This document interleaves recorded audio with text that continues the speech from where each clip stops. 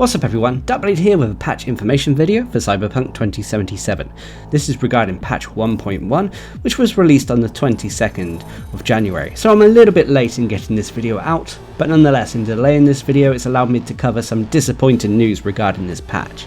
Anyway, this patch was made available on all systems that Cyberpunk is on, so that's PC, console and Stadia. It was around the 6.7GB mark on Steam and around the 17GB mark for consoles, so it's quite a hefty patch, but nonetheless it's supposed to address a number of issues. CD Projekt Red have said that there will be two major patches over the first few months of 2021, and this is the first big one. Now, as it is a big patch, I won't go over every single little minute bit of detail, but I will highlight what has been changed or addressed with this patch, as well as what has been broken as a result of this patch. So let's get into this. First of all, CD Projekt Red have addressed numerous stability issues with the game, including memory use improvements for various systems within the game, including character interactions, navigation, in-game videos, news, TV, etc., foliage, laser effects, mini-maps, devices, AI, street traffic, environmental damage systems, GPA-related stability issues,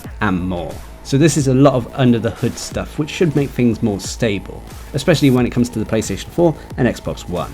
On top of that, various crash fixes have been addressed, namely related to loading saves, opening and closing the game, and approaching the point of no return. So hopefully these stability issues will address some of the major issues with the game. Next up, the patch addressed numerous issues to do with the quests in the game as well as the open world itself. Now there are numerous quests here that have been addressed, too much for me to go into detail here, but most of them addressed individual quests, helping smooth them out and make them more functional. So next up, the patch addressed UI issues. First of all, they fixed an issue where prompted for exiting brain dances could be missing, as well as removed an invalid item from loot. There was also numerous visual issues that were fixed with this patch. First of all, they fixed an issue where a grenade's trajectory could be displayed whilst in photo mode.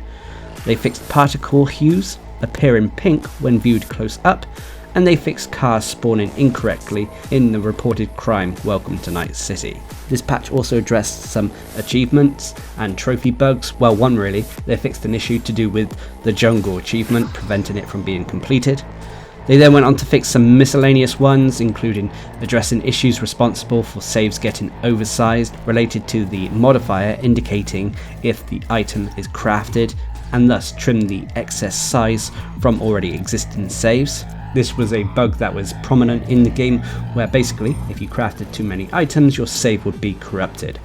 However, this won't fix issues to save files that experience this corruption before patch 1.06. On top of that, they fixed an issue where the input could stop registering upon opening the weapon wheel and performing an action, and they also fixed an issue where the continue button in the main menu could load an end game save.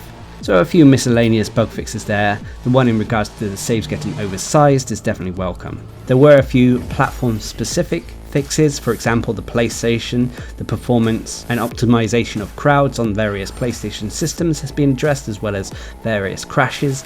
With the Xbox, they improved the memory usage for character creations, mirrors, scanning, camera remote controls, menus, and so on. With the PC, it is now possible to obtain achievements while in Steam Offline mode, as well as addressing the game startup crashes related to loading caches on the video graphics cards. And finally with Stadia, they fixed corrupted textures on several melee weapons, tweaked default dead zone settings and more.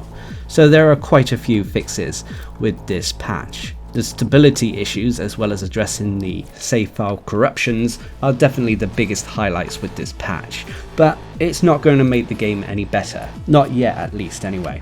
It's a start in the right direction, but there's still quite a way to go.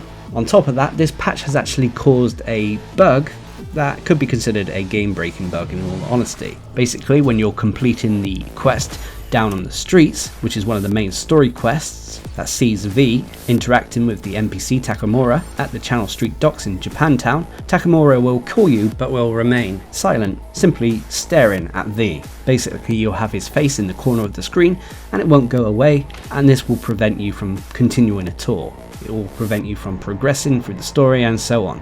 Now, CD Projekt Red have given us a potential workaround while they address this bug, but it requires an earlier game save. So first of all, load a game save before Takamura and V leave Wakako's office. Finish the conversation with Takamura outside the office right away. Right after you finish the conversation and when the quest is updated, skip forward 23 hours and then see if the core triggers and the dialogue with Takamura starts. If not, repeat the process and hope for the best. Nonetheless, this is a game-breaking bug, obviously preventing any progression, so I am sure that CD Projekt Red will put out a hotfix very soon for this. But nonetheless, it shows that even with patches, more problems can arise, which is going to be a nightmare for developers. Now, of course, if you want more information on this patch, I'll leave a link down in the description below where you can check it out for yourself. Overall, while I think there is a good game in Cyberpunk 2077, I do feel it was rushed still, and if the game had simply been delayed a little bit longer, there wouldn't be a need for these patches. These patches and future updates are obviously going to change the landscape of the game as well, which is one of the reasons why I haven't delved into any build videos for Cyberpunk yet. Whether I get round to build videos anymore, we'll have to wait and see. But what are your thoughts? Leave a comment down below, and until next time, I've been Darcblade, bringing you a patch information video for Cyberpunk 2077. Hope you enjoyed the little video, thanks for watching, subscribe and like for more.